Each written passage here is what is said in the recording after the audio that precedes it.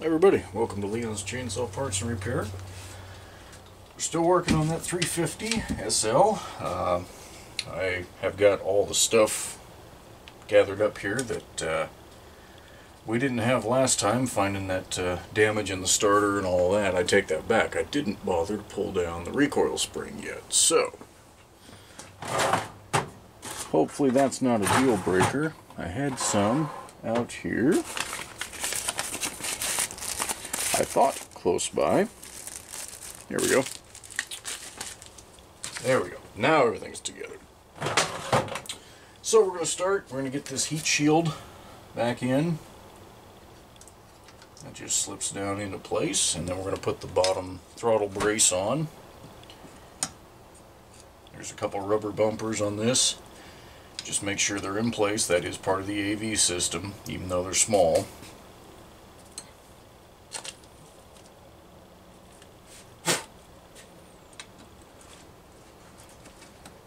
Get everything threaded and started here. I gotta get some stuff done. I've got too many projects building up here. There's a box sitting out front that has 2 more projects. Those are a couple saws from a new friend in Canada, James. He made contact with me, I don't know, a couple weeks ago, maybe. And he shipped me that 410. That was in a lot of saws that he bought. That's the guts here and there and everywhere. So anyway, I've been working on it. What's out front should be, God, I gotta remember now. Believe it's a Super XL Mini and an XL12 with a chain brake. And if that's the case, if I'm remembering correctly, pretty excited to get into that package. So, plus there's some more customer saws that'll be on the way. Alright, we got that brace on. Let's finish off the starter and just get that buttoned up before I end up losing a piece. So I went to the IPL and I was wrong. There's not a retainer on the starter spring. It just slips in there. But that old spring being broken is why it exploded and went to hell. So some of these things you got to be careful which direction you slip them in. On these, you can't put them in the wrong way because it's molded into the plastic. So just roll that spring carefully around and in.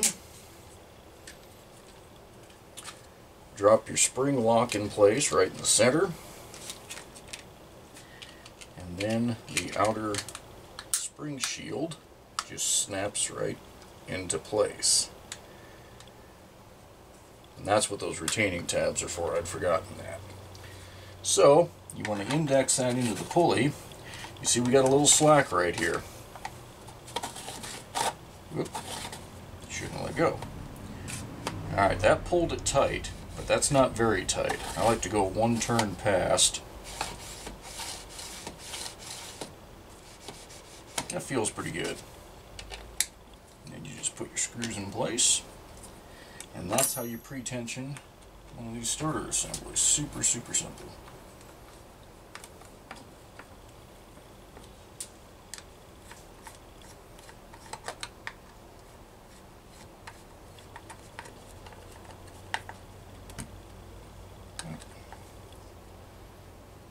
And we'll drop this thing into place so we can button this side of the saw up completely.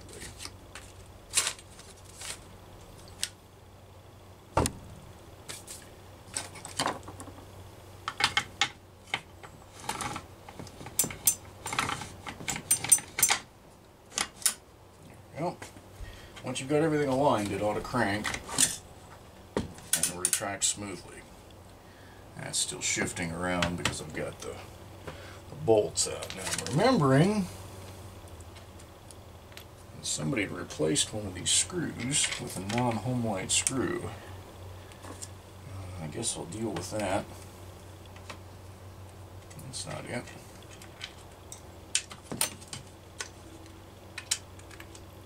Goes on the bottom. The screw on the bottom rear of the starter is longer than all the rest. so don't mix those up.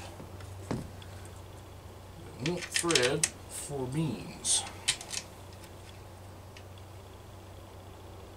Those started.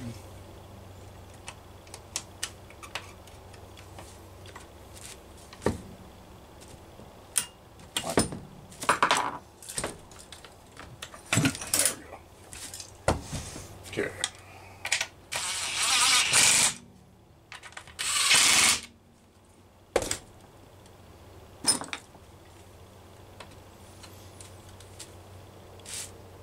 Alright, we might as well get the carburetor in place. So I've got this cleaned up, the steel insert. That is going to snap right into the top of the intake boot here. Just like that. And then your gasket lays over the top of it. I don't have the super old style gasket that goes in here, so I'm using the newer gasket that's fully formed and square, but it lines up perfectly. It's not an issue. So if you remember on disassembly, I said this was kind of a pain in the neck. You got to hook these both up at the same time,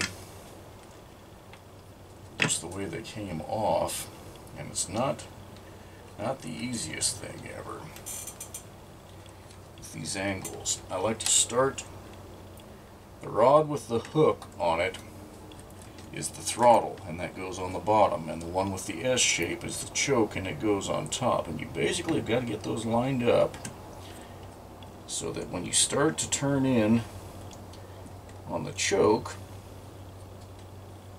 you can index the throttle at the same time. Like I say, it takes a little experimenting. Once you've done a couple of these, it's pretty straightforward, but until that time, it can be a source of frustration. You want to make sure your pulse hose is on the outside of both of these rods. And I'll show you the proper routing of that thing here in a minute. Now, if your saw has any time on it at all, and that gasket's not bad, this is easier because it'll stay in place on that little plate as you drop the carburetor down. You won't have to worry about the alignment like I'm doing right now.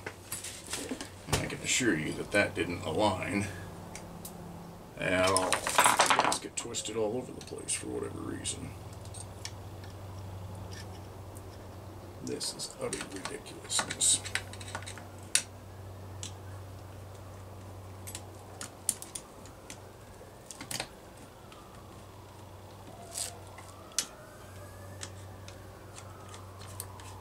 Here we go.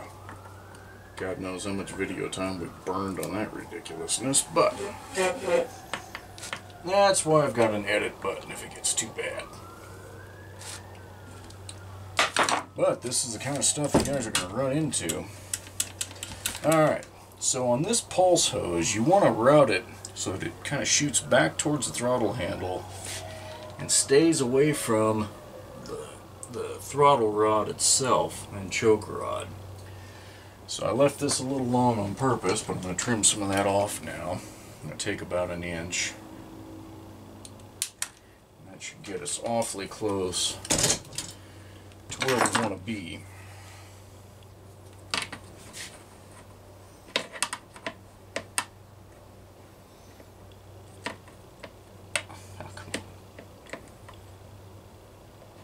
Alright. It's probably a little more than I need, but hopefully that's focusing and you can see back here the way that's routed. So the throttle's not actually touching, and the choke will operate without touching as well. Fuel hose is easier. That just wraps around the back here and right back on. Okay, pretty good shape. Critical items before we can start it. None. I think we'll go ahead and put the few other items on, though. Really,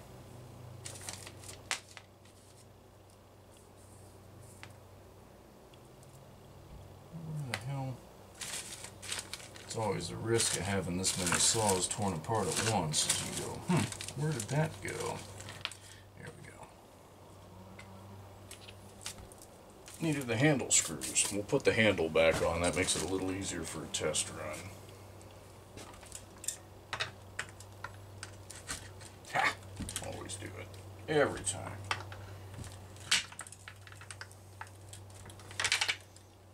This, no, I had it right the first time. What's going on here? Might be bent just a smidge. This is another one where it's best to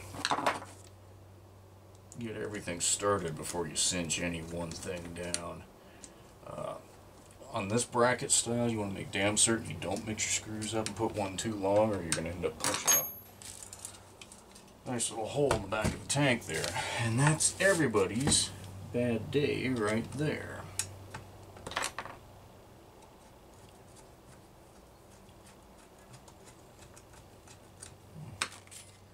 Another screw that's been changed out. I'm just going to mix that right now. Really like to use original fasteners where I can.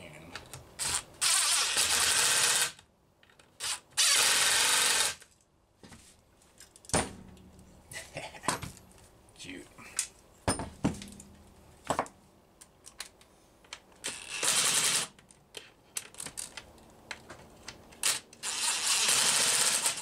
Okay. Well, that's enough that we won't be able to do a test run here. Go ahead and add a little oil too. So we can test the oil pump output.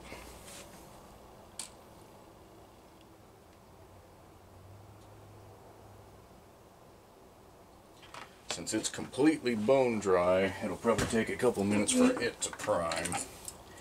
I haven't done anything with these caps yet. I'm sure they still need to have duckbill valves put in them. Just that's almost a standard thing with this style of cap. You just figure you're gonna have to do it.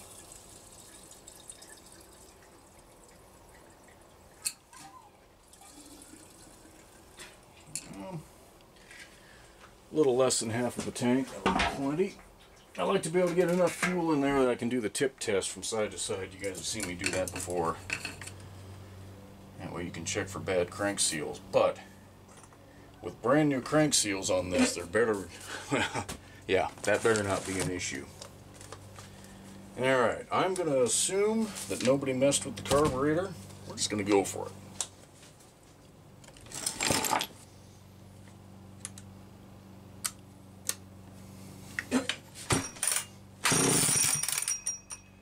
It drew fuel on that first pull.